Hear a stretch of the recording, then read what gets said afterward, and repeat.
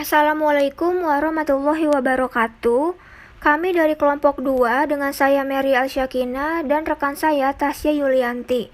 Di sini kami akan mempresentasikan jurnal ekstraksi padat cair dengan judul penetapan kadar lemak total pada susu kental manis coklat yang dijual di minimarket Kota Bandar Lampung dengan metode sokletasi.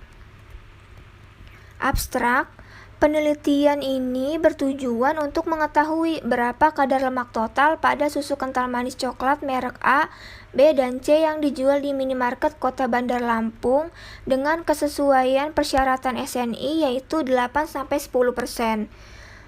Penetapan kadar lemak total pada susu kental manis coklat dilakukan dengan menggunakan metode sokletasi yang sederhana dan memiliki ketepatan yang baik dengan prinsip ekstraksi lemak bebas dengan pelarut nonpolar. Ekstraksi terjadi secara terus-menerus dengan adanya pendingin balik. Pelarut yang digunakan adalah heksana yang memiliki sifat yang sama dengan sampel yaitu nonpolar. Heksana juga merupakan pelarut anhidrat yaitu pelarut yang bebas air, sehingga bahan-bahan yang larut air tidak ikut terekstrak dan terhitung. Hasil analisis menunjukkan bahwa kadar rata-rata dari sampel merek A sebesar 9,86%, merek B sebesar 9,73%, dan merek C sebesar 9,88%, sehingga dapat disimpulkan bahwa ketiga sampel susu kental manis coklat memenuhi standar nasional Indonesia. Untuk pendahuluan, ada 8 jenis susu yaitu susu segar, susu homogen, susu pasteurisasi, susu sterilisasi, susu skim, susu krim, susu kental, dan susu bubuk. Berdasarkan data dari Badan Pusat Statistik Konsumsi, susu di Indonesia masih sangat rendah yaitu 12,1 kg per kapita per tahun. Diketahui bahwa susu kental manis merupakan susu yang paling banyak dikonsumsi rata-rata per kapita seminggu yaitu sebesar 0,059 kg. Nah, susu kental manis adalah susu hasil penguapan air susu segar yang tidak sampai habis melainkan hanya terbatas atau sebagian saja dan ditambahkan gula. Kadar air susu kental manis yaitu 20-30%. Dengan kadar air yang rendah ini, susu dapat disimpan lama dalam keadaan baik yang memiliki kandungan gizi yang tinggi seperti protein, lemak, dan mineral. Nah, salah satu kandungan gizi yang penting bagi tubuh yaitu lemak.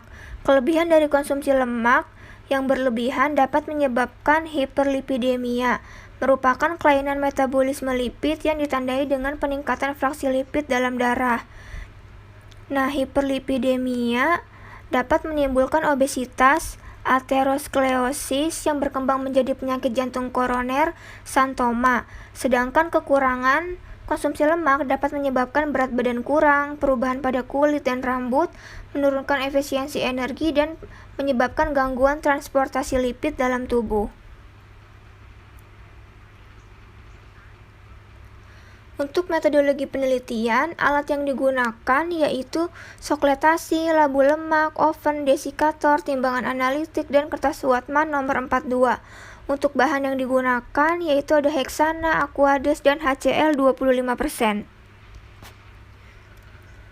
Sampel yang digunakan dalam penelitian ini yaitu susu kental manis coklat yang dijual di minimarket dengan 3 sampel yaitu A, B, dan C.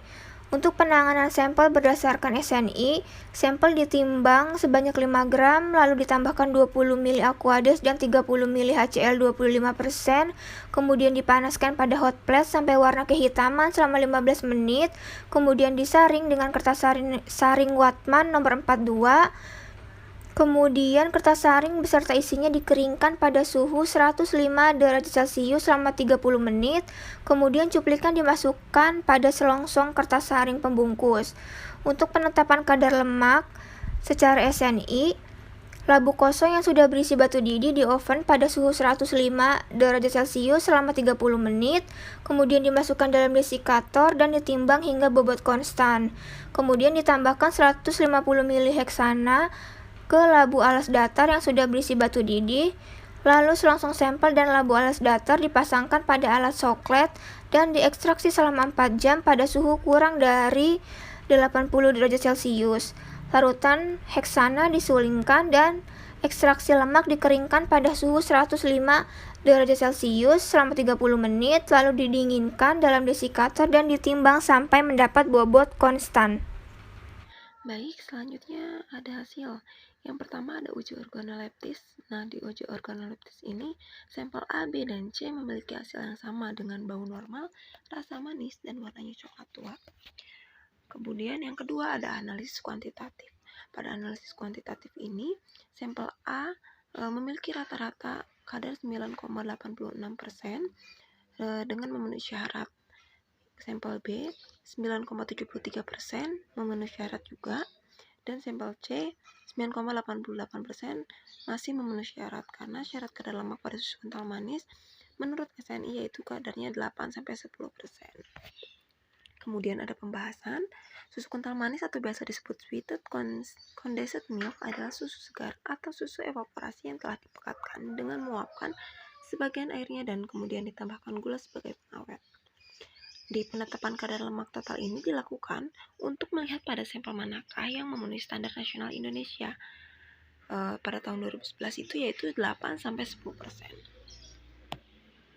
Kemudian di sini ada metode yang digunakan peneliti dalam penetapan kadar lemak total pada susu kental manis yaitu metode soklatasi. Karena kenapa dipilih metode ini? Karena metode soklatasi ini merupakan ekstraksi lemak bebas secara terus-menerus menggunakan alat khusus dan pelarut non-polar dengan adanya pendingin balik di mana pemisahan dilakukan berdasarkan kelarutan dan kepolaran.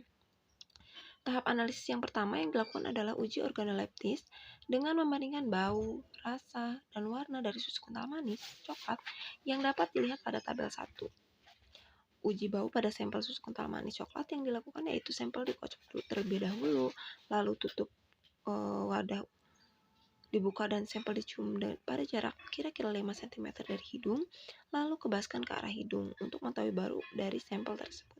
Setelah dilakukan pengujian tersebut, dapat diketahui bahwa sampel susu kental manis coklat memiliki bau normal yang khas sesuai dari sumber sampel yaitu coklat.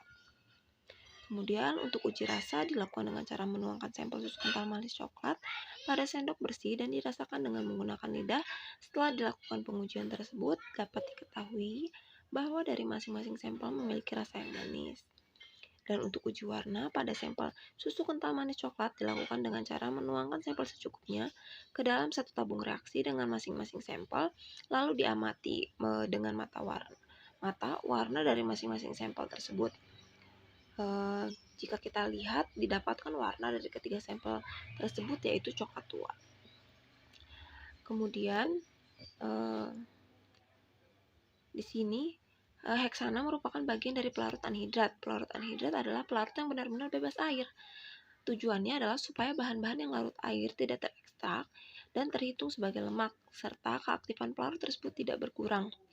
Pelarut kemudian dipanaskan atau dididihkan. Uapnya akan naik melewati soklet menuju pipa pendingin. Air yang dialirkan melewati bagian luar kondensor sehingga mengembunkan uap dan akan menetes ke dalam selongsong sampel. Nah, si tetesan uap ini akan mengenai sampel dan pelarut akan melarutkan lemak.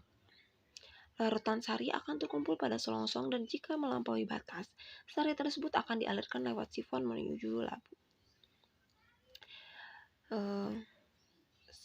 Di sini pada tabel 2 dilihat bahwa dari ketiga sampel kadar lemak total semua memenuhi persyaratan SNI yaitu 8-10%. Dari masing-masing sampel didapatkan kadar lemak total. Sampel A memiliki rata-rata 9,86%, sampel B 9,73%, sampel C 9,88%, sehingga ketiga susu kental manis digunakan sebagai sampel memiliki kualitas dan mutu yang baik. Berdasarkan penelitian yang telah dilakukan, kadar lemak susu kental manis didapatkan hasil 8,41% yang juga memenuhi standar nasional Indonesia, sehingga sampel yang digunakan memiliki kualitas dan mutu yang baik. Kesimpulannya, dari hasil penelitian penetapan kadar lemak total dengan metode soklatasi yang dijual di minimarket Kota Bandar Lampung, dapat disimpulkan bahwa rata-rata lemak total untuk sampel merek A sebesar 9,86%, sampel merek B 9,73%, dan sampel merek C 9,88% yang memenuhi standar nasional Indonesia. Sekian presentasi dari kelompok kami. Saya akhiri. Wassalamualaikum warahmatullahi wabarakatuh.